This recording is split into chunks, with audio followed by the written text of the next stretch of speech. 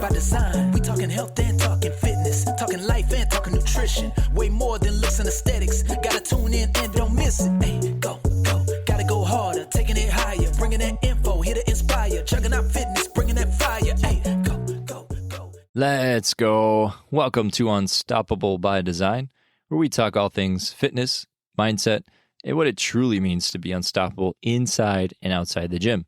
I'm Matt Terry, and we're 3 weeks into our Olympic lifts series. We've covered what the lifts are. We broke down the pole. And today we're going to get into the part of the lift that breaks most people's brains, and that's the catch. So here's the thing about the catch that nobody tells you when you're learning. Your job is not to pull the bar up to you. Your job is to get yourself under the bar. That sounds like a riddle, but it's the most important sentence in this whole episode. The bar travels a certain height because of your second pull. We covered that last week. Once it's at its peak height, it's coming back down. Gravity wins always. So what determines whether you make the lift or miss it? Whether you can get your body down to where the bar is by the time it gets there. That's why beginners struggle so much. They think the goal is to pull the bar to their shoulders or pull it overhead. So they fight with their arms, they yank, they get the bar maybe an inch higher, and they completely forget to move their feet. They stand straight up, holding a half-pulled bar. The Olympic lifts are not pulling movements at the catch, they're dropping movements.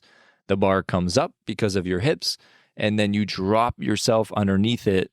That's the lift. So let's talk about speed under the bar. This is what coaches mean when they yell feet, feet, feet across the gym floor. The transition from your second pull, remember that's that explosive part from last week, to your catch happens in a fraction of a second. Your hips finish snapping open, you go vertical, and then your feet pick up and replant slightly wider, like jumping out of a small box and landing in a squat stance. Fast feet means your body drops fast. Slow feet means the bar comes down before you can get to it, and you miss it in the front. Here's the drill that we use at Juggernaut to teach this. Empty barbell. We have people do tall snatches or tall cleans. The bar starts at the hip already. No pull needed. The only job is the second pull, the foot switch, and the catch. You strip away everything else, so the only thing being practiced is the speed of getting under. 20 reps of that, and the light bulb usually comes on. Members feel for the first time that the catch is its own skill, separate from the pull. That's a different lift after they figure it out. So the snatch catch, let's talk about the snatch part first. So let's go specific on each lift, starting with the snatch.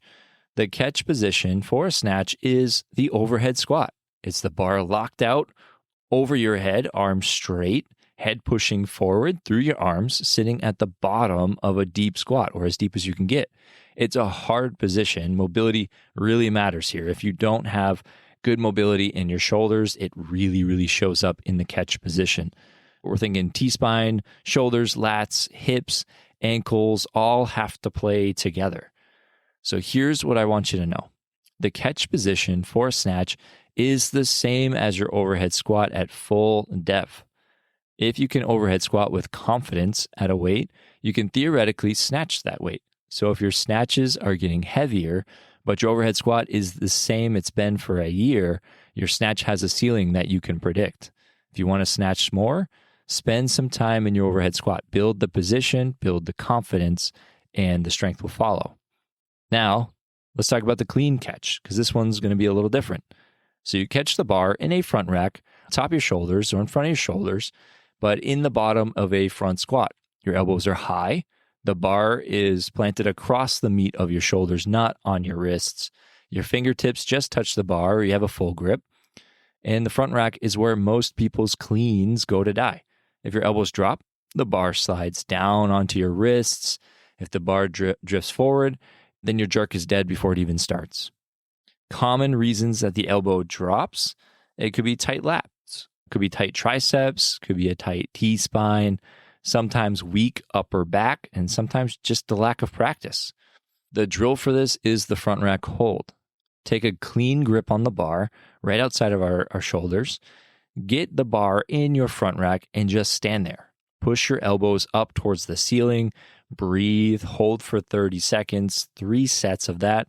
Do that 2 or 3 times a week and your front rack will transform. We've also got a couple other drills here, but this is just one example. Now, I'll also say this. If you can't get into a clean front rack with good elbow position, the answer isn't to muscle through it. The answer is to spend 10 minutes a day with a PVC pipe or a barbell drilling the position. It's a mobility problem, and mobility responds to consistency more than intensity. And look, if you're at the house and you don't have a PVC pipe, grab that broomstick. All right, that broomstick will matter just as much. All right, so with this movement, we're going to catch high and ride it down. So here's the coaching trick that has unlocked more pounds for our members than anything else. Catch high, then ride it down. When you're learning, don't try to catch the bar in a deep squat right away. Catch it in a quarter squat with the bar already in the right position. Then ride that quarter squat down to a deep squat under control. This does 2 things. 1, it teaches you that the catch position is a posture, not a depth. You can be in your catch position at any depth as long as your arms are locked overhead in the snatch or your elbows are high in the front rack. And 2, it removes the fear factor. Most beginners miss because they can't make that position, that drop down into the squat, because they're scared of the drop fast under a moving bar. Catching high removes that fear. You commit to the position with the bar where you can see it, and then you can sit into the squat. Once you've drilled this for a few weeks, you start to feel you can actually catch the bar deeper. It starts to come naturally. But fight the urge to skip the step. Catching high is the bridge to catching deep. One more concept before we talk about the Unstoppable Challenge this week. It's going to be the vertical finish. Watch any great snatch on YouTube. Pause it right at the top of the pole before the catch. The lifter is stacked straight up. Bar overhead, ears, hips, knees, ankles, all in one line going up. That's a vertical finish, and it's a difference between making the lift and missing it forward. The mistake most people make is leaning back at the top of the second pole. They lean back, their head goes back, the bar drifts forward, and then they end up catching the lift 2 feet in front of them. That's an exaggeration. Sometimes it's only like 1 foot, or they don't catch it at all. The cue is simple. Stand up tall, then move. Not lean back, then move. You got to be tall, got to be vertical, be stacked, then drop under the bar. Leaning back leaks power. It also tells the bar to travel forward instead of straight up. Your body's the launcher. If the launcher tips back, the rocket tips forward every time. This week's Unstoppable Challenge, I want you to pick one Olympic lift session this week and don't try to add weight. Use that session to drill the catch position.